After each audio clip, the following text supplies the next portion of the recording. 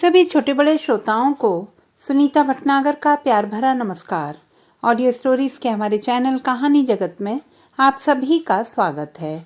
हिंदी कहानियों की श्रृंखला में आइए आज सुनते हैं सूरज प्रकाश जी द्वारा रचित कहानी खो जाते हैं घर। बब्बू क्लिनिक से रिलीव हो गया है और मिसेज राय उसे अपने साथ ले जा रही हैं। उन्होंने क्लिनिक का पूरा पेमेंट कर दिया है। ओके डॉक्टर, तो फिर मैं इसे ले जा रही हूँ। कोई भी बात होगी तो मैं आपको फ़ोन पर बता दूंगी। वे चलते समय डॉक्टर की अनुमति लेती हैं। डॉक्टर ने उन्हें निश्चिंत किया है। ठीक है मैडम, आप इसे दवाएं देती रहें, कुछ ही दिनों में बिल्कुल ठीक हो जाएगा। Okay Babbu, bye. आंटी को परेशान नहीं करना, बब्बू ने कमज़ोर आवाज़ में कहा। नहीं करूँगा। डॉक्टर ने बब्बू के गाल सहलाकर उसे गुड बॉय कहा है। वे एक बार फिर डॉक्टर को याद दिला रही हैं, अगर वह आदमी आए इस बच्चे के बारे में पूछने तो मुझे तुरंत खबर करें प्लीज़। डॉक्टर ने उन्हें आश्वस्त किया। Sure sure. हालांकि अब इतने दिन बीत जाने के बाद उसके आने की उम्मीद अब कम ही है, लेकिन जैसे ही वह आया मैं आपको तुरंत खबर कर दूंगा। मुझे अभी भी यही लग रहा है कि उसने इस बच्चे को कहीं बुखार में तड़पते देख लिया होगा और खुद इसका इलाज कराने की हैसियत रही नहीं होगी, इसीलिए यहाँ छोड़ गया है। मुझे भी कुछ ऐसा ही लगता है। उसका अपना बच्चा होता तो कैसे भी करके एक बार तो ज़रूर ही मिलने आता, लेकिन बीच बीच में ये दूसरे बच्चों की कहानियाँ सुनाता रहा है। उससे मामला और उलझ गया है। मिसेज राय ने अपनी आशंका व्यक्त की है। मेरे ख्याल से बच्चे के पूरी तरह से ठीक हो जाने के बाद ही सारी बातों के बारे में बेहतर ढंग से पता चल सकेगा। हाँ, मेरा भी यही ख्याल है कि बच्चा अभी भी सारी बातें सिलसिलेवार बता नहीं पा रहा है। कुछ दिन तो इंतज़ार करना ही पड़ेगा। मिसेस राय ने ड्राइवर से सारा सामान उठाने के लिए कहा और वार्ड बॉय को इशारा किया कि बच्चे को कार में बिठा दें। बब्बू को कार में आराम से बिठा देने के बाद वे खुद कार में आई हैं। बब्बू जिंदगी में पहली बार किसी कार में बैठा है और हैरानी से सारी चीज़ें देख रहा है। बहुत ज़्यादा आरामदायक सीटें, ठंडी ठंडी हवा, बहुत हौले हौले बजता संगीत और पानी पर चलती सी कार। वह शीशे से आंखें सटाकर बाहर का नज़ारा देखना चाहता है। मिसेस राय उसे आराम से बिठाकर खिड़की के नज़दीक सरका देती हैं। वह अचानक कार में से अनुपस्थित हो गया है और बाहर भागती दौड़ती दुनिया में शामिल हो गया है। मिसेस राय उसके सिर पर हौले हौले उंगलियां फिरा रही हैं। वे अपनी तरफ से कुछ कहकर या पूछकर और उसकी दुनिया में बाधक नहीं बनना चाहती। उन्हें कोई जल्दी नहीं है। बब्बू थोड़ी ही देर में कार के भीतर की दुनिया में लौटता है और उनसे आंखें मिलाता है। वे मुस्कुराती हैं। बब्बू भी उनकी मुस्कुराहट के बदले अपने चेहरे पर कीमती मुस्कुराहट लाने की कोशिश करता है। उसका गाल सहलाते हुए पूछती हैं वे, बेटे अब कैसा लग रहा है? वह हौले से कहता है, ठीक। बदले में वह उनसे पूछता है, हम कहाँ जा रहे हैं? घर। क्यों? किसके घर? अपने घर। और किसके घर? आपका घर कहाँ है? लोखंड वाला में। बब्बू चुप हो गया है। उसे सूझ नहीं रहा कि बात को आगे कैसे बढ़ाए। कभी किसी से उसने इतनी और इस तरह की बातें की ही नहीं है। वह कुछ सोचकर अपने आप ही कहने लगता है, मेरा घर तो बहुत दूर है। कहाँ है तुम्हारा घर मेरे बच्चे? उन्हें उम्मीद की कुछ किरणें नजर आई हैं। पता नहीं। बच्चे ने एक बार फिर उन्हें मझधार में छोड़ दिया है। अच्छा, वह आदमी कौन था जो तुम्हें अस्पताल में छोड़ गया था? मुझे नहीं पता। अच्छा, इतना तो पता होगा कि तुम कहाँ रहते थे और किसके साथ रहते थे? दोस्तों के साथ। कहाँ? पुल के नीचे। जगह याद है? नहीं। कोई खास बात याद है उस पुल के बारे में? उधर मच्छर बहुत थे, रात भर काटते रहते थे। बम्बई आए हुए कितने दिन हुए होंगे तुम्हें? पता नहीं। खाना कहाँ खाते थे? कहीं भी खा लेते थे। सारा दिन क्या करते रहते थे? कुछ भी नहीं। तुम्हारे वह दोस्त कहाँ मिल गए थे तुम्हें जिन्हें तुम रोज याद करते थे? वहीं पुल के नीचे। क्या करते थे वह लोग? सब अलग अलग काम करते थे। तो तुम्हारा ख्याल कौन रखता था? सब रखते थे। खाना पीना सब मिलकर खाते थे। तो तुम क्या करते थे? कुछ नहीं, मैं तो बहुत छोटा हूँ ना। लेकिन हो उस्ताद, छोटू उस्ताद, मैं उस्ताद थोड़े ही हूँ। अच्छा, अपने घर की याद है तुम्हें? हाँ, कौन कौन है तुम्हारे घर में? बाबू, अम्मा, दीदी, भाई। तुम बम्बई में कैसे आ गए? ट्रेन में। कब की बात है? पता नहीं। तुम लोग बम्बई क्या करने आ रहे थे? शादी में। और कौन थे साथ में? सब थे। तो तुम उनसे अलग कैसे हो गए? पता नहीं। तुम्हारे माँ बाप तुम्हें ट्रेन में छोड़ गए थे क्या? मुझे क्या पता। तुम कितने भाई बहन हो? 4। अच्छा, तो तुम्हें बिल्कुल याद नहीं है कि कहाँ पर है तुम्हारा घर? बहुत दूर। लेकिन कहाँ? गांव में। गांव का नाम याद है? ज्वालापुर। और स्कूल का? आदर्श स्कूल। और पिताजी का नाम? बाबू। और माँ का? पता नहीं। बाबू क्या करते हैं? दुकान है। तुम्हें तो बेटे कुछ भी अच्छी तरह याद नहीं या पता नहीं। ऐसे में अपने घर कैसे जाओगे? पता नहीं। अपने बाबू अम्मा से कैसे मिलोगे? पता नहीं। बब्बू इतने सारे सवालों से थक गया है और फिर उसे अपने घर की भी याद आने लगी है। उसने अपनी आंखें मूंद ली हैं। मिसेस राय भी समझ रही हैं कि उससे इतने सारे सवाल एक साथ नहीं पूछे जाने चाहिए थे। वे उसे चुप ही रहने देती हैं। अचानक बब्बू ने आंखें खोली हैं। आंटी, आप क्या करती हैं? क्यों बेटे? वैसे ही पूछा। आपकी गाड़ी बहुत अच्छी है, ठंडी ठंडी। तुम्हें अच्छी लगी? हाँ, आप भी। अरे बाप रे, हम भी तुम्हें अच्छे लगे? भला क्यों? आप रोज आती थी ना हमसे मिलने, इतनी सारी चीजें लाती थी और मारती भी नहीं थी। मैं क्यों मारने लगी तुम्हें मेरे बच्चे? तुम तो इतने प्यारे इतने अच्छे बच्चे हो, भला कोई तुम्हें क्यों मारने लगा? बाबू नहीं मारते थे, अम्मा मारती थी, दीदी भैया मारते थे। बहुत खराब थे वे लोग, तुम्हें कोई मार नहीं सकता। तभी उन्होंने ड्राइवर से कहा, ड्राइवर, जरा सामने रेडीमेड कपड़ों की दुकान के आगे गाड़ी तो रोकना, अपने राजा बाबू के लिए कुछ कपड़े तो ले लें। मैं क्या करूँगा कपड़े? बब्बू ने अपना जिक्र सुनकर पूछा। क्यों, कपड़ों का क्या करते हैं? पहनते हैं, मैंने भी तो पहने हुए।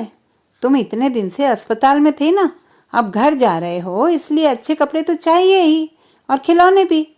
बोलो, कौन सा खिलौना पसंद है तुम्हें? हम घर पर खिलौने से थोड़ी ही खेलते थे। तो किस चीज़ से खेलते थे मेरे बच्चे? वैसे ही खेलते रहते थे। बहुत भोले हो तुम बेटे, बच्चों को तो खिलौनों से खेलना ही चाहिए, है ना?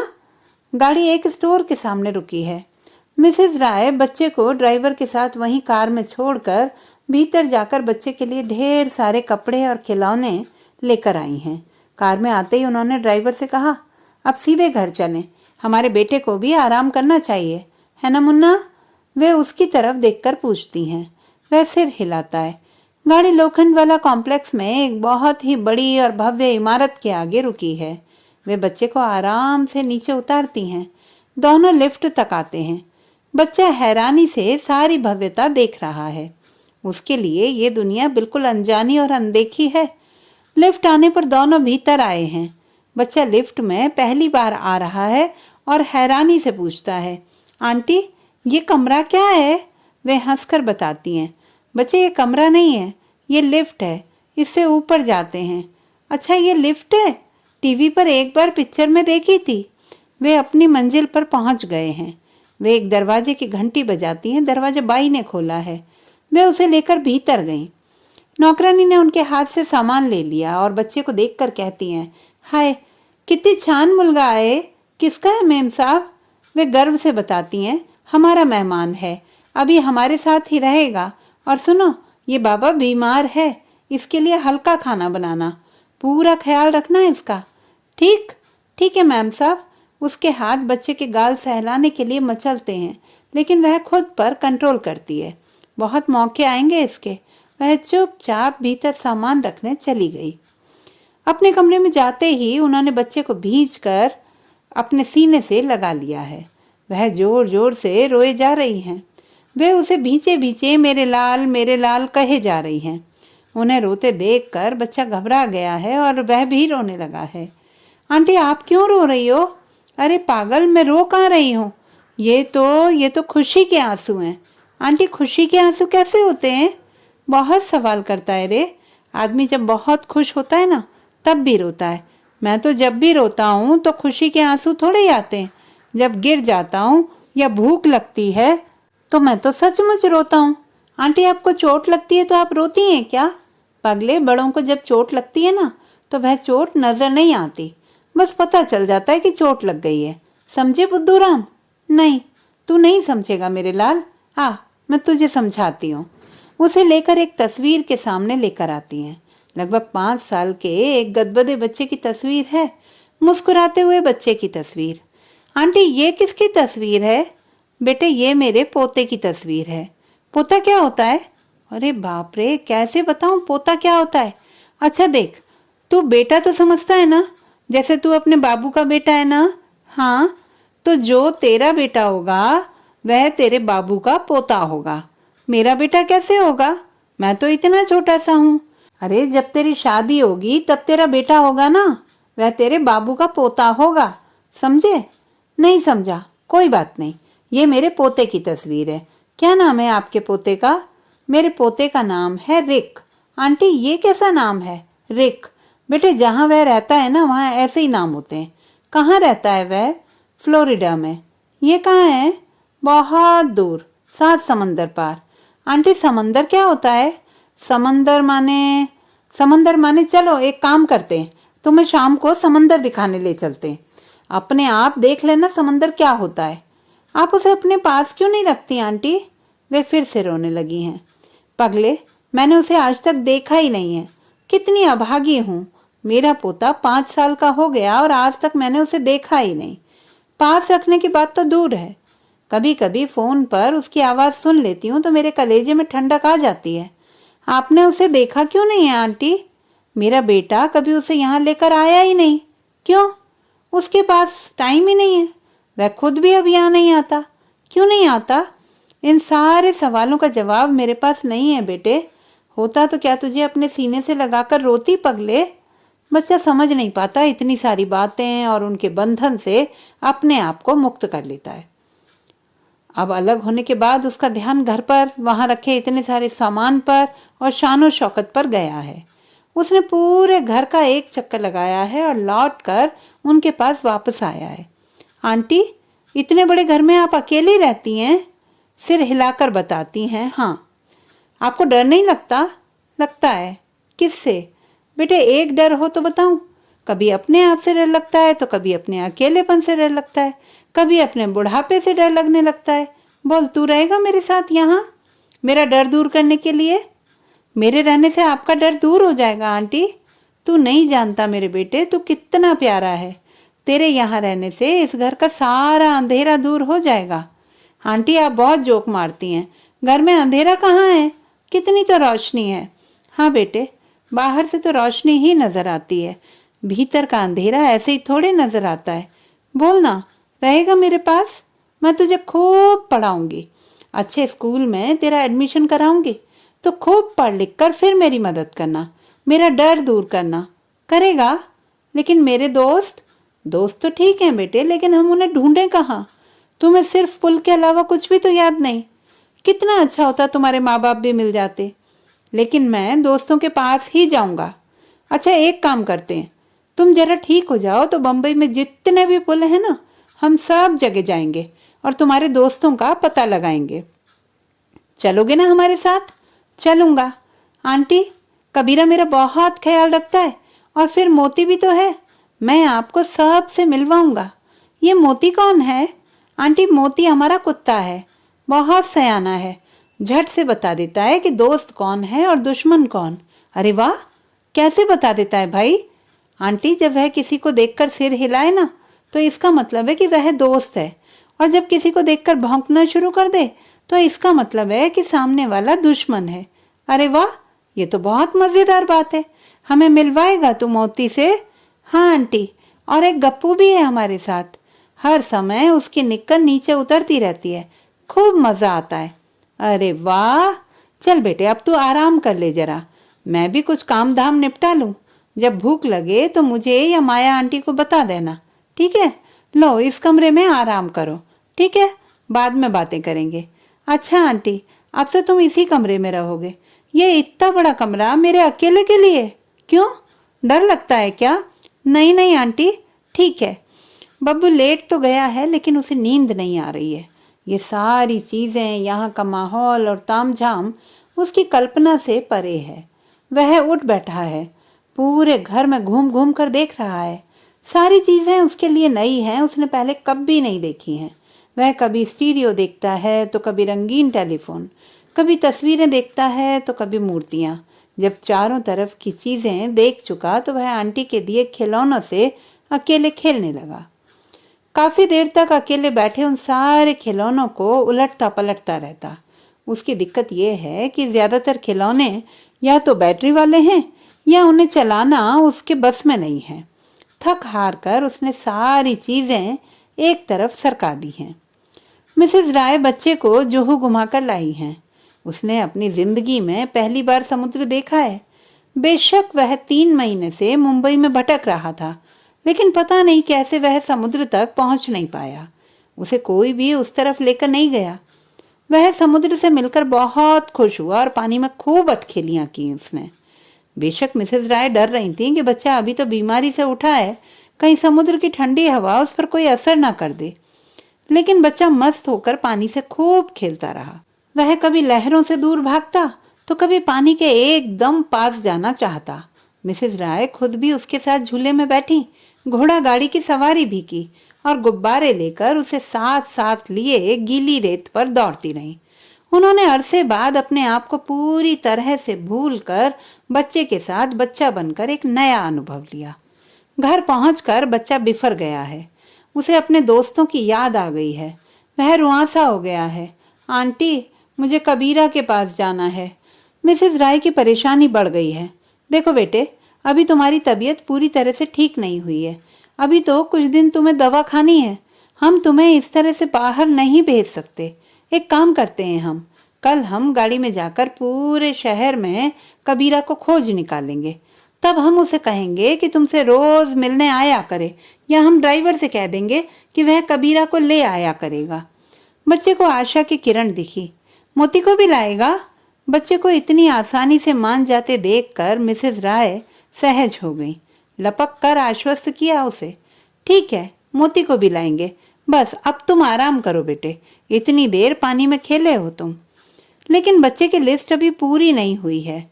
गप्पू को भी। मिसेस राय को यह शर्त भी महंगी नहीं लगी। ठीक है, गप्पू को भी। हम भी देखें कि उसकी निक्कर कैसे नीचे उतरती है। चलो अब आप आराम करो, आपकी दवा का भी टाइम हो रहा है। अब बच्चा अपने सवालों की दुनिया में वापस आ गया है। पूरी शाम जुहू पर जो सवाल पूछता रहा फिर से उसके ध्यान में आ गए हैं। आंटी, समुद्र में इतना पानी कहाँ से आता है? मिसेस राय ने उसे समझाने की कोशिश की। अरे बेटा, तुम अभी भी वहीं अटके हो। देखो, ऐसा है, समुद्र में पहले से ही इतना सारा पानी है। आंटी, समुद्र सब जगह क्यों नहीं होता? अगर समुद्र सब जगह होगा मेरे भोले बेटे, तो हम रहेंगे कहाँ? सब जगह पानी रहेगा तो कितना मजा आएगा। पानी में खेलते रहेंगे हम। तो स्कूल कब जाएंगे, काम कब करेंगे और दवा कब खाएंगे नटखट राम जी? हम दवा नहीं खाएंगे, कड़वी लगती है। दवा नहीं खाओगे तो ठीक कैसे होगे बोलो? तब कबीरा और गप्पू के साथ कैसे खेलोगे? उन्होंने उसे ब्लैकमेल किया। ठीक है, खाऊंगा। वह अपने ही फंदे में फंस गया है। सवेरे का समय है, वह सो रहा है। मिसेस राय ऑफिस जाने की तैयारी कर रही हैं। उसके पास आकर प्यार से वे उसे चूमती हैं। नौकरानी को आवाज देती हैं। माया, सुनो, हमें शाम को वापस आने में देर हो जाएगी। बच्चे का पूरा ख्याल रखना। मैं बीच बीच में फोन करती रहूंगी। ठीक है मैम साहब। जब बच्चा जग जाए तो उसे गर्म पानी से नहला देना। उसे अपने आप खेलने देना। खाना वक्त पर खिला देना। अच्छा मैम साहब, बच्चे को टाइम पर दवा दे देना। मालूम है ना कौन सी गोली देनी है? मालूम। मिसेस राय एक बार फिर बच्चे के गाल चूमकर जाती हैं। बच्चे ने जागने के बाद सबसे पहले पूरे घर में आंटी को ढूंढा है। कहीं नहीं मिली उसे। रुआंसा हो गया है वह। उसे रसोई में माया नजर आई। अब वह उसे भी पहचानने लगा है। आंटी कहाँ हैं? काम पर गई मैम साहब। कहाँ? ऑफिस। ऑफिस क्या होता है? ऑफिस माने कचहरी। कचहरी क्या होता है? वह सब हमको नहीं मालूम। मेम साहब रोज जाता ऑफिस, शाम को आता। बाबा, तुम दूध पिएंगे अभी? फिर तुम नहा कर खेलना। आज कबीरा आएगा? हाँ, मेम साहब बोला कि ड्राइवर जाके कबीरा को खोजेगा, फिर मुन्ना बाबा और कबीरा एक साथ खेलेंगा। बच्चा खुश हो गया है। अब उसे आंटी नहीं चाहिए, मोती भी आएगा ना? हाँ, मोती भी आएगा। लेकिन माया के आश्वासन के बावजूद कबीरा नहीं आया है। वह कई बार बालकनी में, बड़े वाले कमरे में और पूरे घर में टहलते हुए अपने दोस्तों का इंतजार कर रहा है। ड्राइवर भी अब तक वापस नहीं आया है। बेशक उसने स्नान कर लिया है, दूध पी लिया है, दवा भी खा ली है, लेकिन उसका ध्यान लगातार दरवाजे पर ही लगा हुआ है। एक पल के लिए भी वह आराम नहीं कर पाया है। माया के बार बार कहने के बावजूद वह सोने के लिए तैयार नहीं हुआ। कहीं ऐसा ना हो कि कबीरा वगैरह आए और उसे सोया पाकर लौट जाएं। वह अकेले बोर हो रहा है। सारे कमरे में खिलौने बिखरे पड़े हैं। वह कभी बालकनी में जा रहा है, कभी भीतर आ रहा है। उसका मूड बुरी तरह से उखड़ा हुआ है।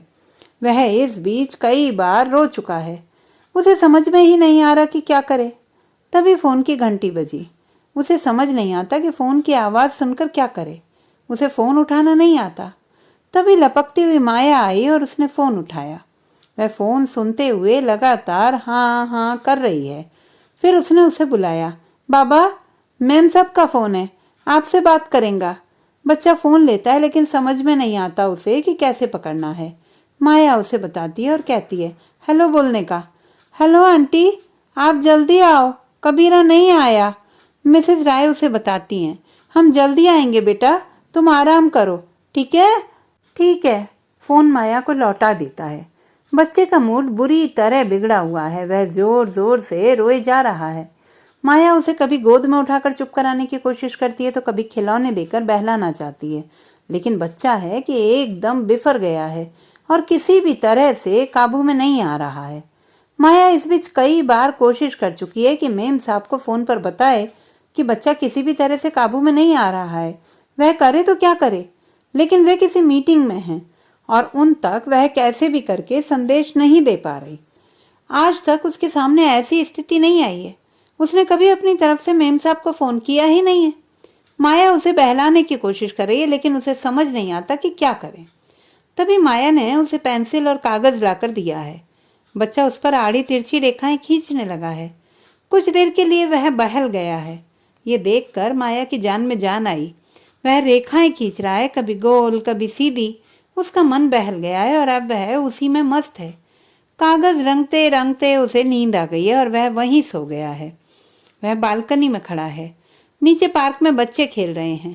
वह थोड़ी देर उन्हें खेलते देखता रहता है, फिर माया से पूछता है, मैं नीचे खेलने जाऊं? जाओ बाबा, लेकिन जल्दी आ जाना। माया उसके कपड़े बदलती है, जूते पहनाती है और उसके लिए दरवाज़ा खोल देती है। माया को नहीं मालूम कि यह बच्चा इस दुनिया का नहीं है। वह जहाँ से आया है वहाँ लिफ्ट, बहुमंजिला इमारतें, चिल्ड्रन पार्क और ये सारे तामझाम नहीं होते। वह बच्चा इस दुनिया में खुद नहीं आया बल्कि लाया गया है और उसे कई सारी चीज़ों के बारे में बिल्कुल भी नहीं पता। माया ने तो ये देखा कि बच्चा घर में बैठे बैठे बोर हो रहा है तो थोड़ी देर नीचे खेल कर लौट आएगा। माया को ये बात सूझ ही नहीं सकती थी कि बच्चे को खुद नीचे ले जाए और अपने सामने थोड़ी देर तक खिलाकर वापस ले आए। वह थोड़ी देर तक लिफ्ट के आगे खड़ा रहता है, लेकिन उसे समझ में नहीं आता कि इसे कैसे खोले। इधर माया ने भी दरवाजा बंद कर लिया है। उसे डोरबेल के बारे में पता है, लेकिन उस तक उसका हाथ नहीं पहुंचता। वह 3-4 बार हौले हौले से दरवाजा थपकता है, लेकिन भीतर काम कर रही माया तक आवाज नहीं पहुंचती। वह धीरे धीरे सीढ़ियां उतरने लगता है। वह बच्चों के पार्क में पहुंच गया है और उन्हें खेलता हुआ टुकुर टुकुर देख रहा है। वैसे भी वह उन बच्चों के सामने अपने आप को बौना महसूस कर रहा है। धीरे धीरे वह सामने आता है, लेकिन तय नहीं कर पाता कि कौन सा खेल खेले या किस खेल में शामिल हो जाए। अचानक एक गेंद लुढ़कती हुई उसके पैरों के पास आती है और वह उसे उठाकर एक लड़के को दे देता है। पता नहीं कैसे होता है कि वह भी उनके खेल में शामिल हो जाता है। उसे अपना लिया गया है और उसे अच्छा लगने लगता है। वह सब कुछ भूलकर खूब मस्ती से खेल रहा है। काफी देर तक वह उनके साथ खेलता रहता है। इस बीच अंधेरा गिरने लगा है और सारे बच्चे अकेले वापस जा रहे हैं या अपनी अपनी आयाओं, बहनों और माताओं के साथ लौट रहे हैं। वह भी खेल कर थक गया है और लौटना चाहता है। वह कदम बढ़ाता है लेकिन उसे याद ही नहीं आता कि वह किस बिल्डिंग में से निकल कर आया था। कभी एक बिल्डिंग की तरफ जाता है तो कभी दूसरी की तरफ। वह लड़खड़ा रहा है और घबराकर रोने लगा है। वह अपना घर भूल गया है। वह रोते रोते भटक रहा है और अपनी इमारत से काफी दूर आ गया है। अंधेरा पूरी तरह घिर चुका है। सड़क पर रोता हुआ अकेला बच्चा चला जा रहा है। बच्चा वापस सड़क पर आ गया है। तो दोस्तों, ये थी हमारी आज की कहानी। आपको कैसी लगी कमेंट बॉक्स में लिखना ना भूलें। चैनल को सब्सक्राइब करें, लाइक करें और मित्रों के साथ शेयर करें।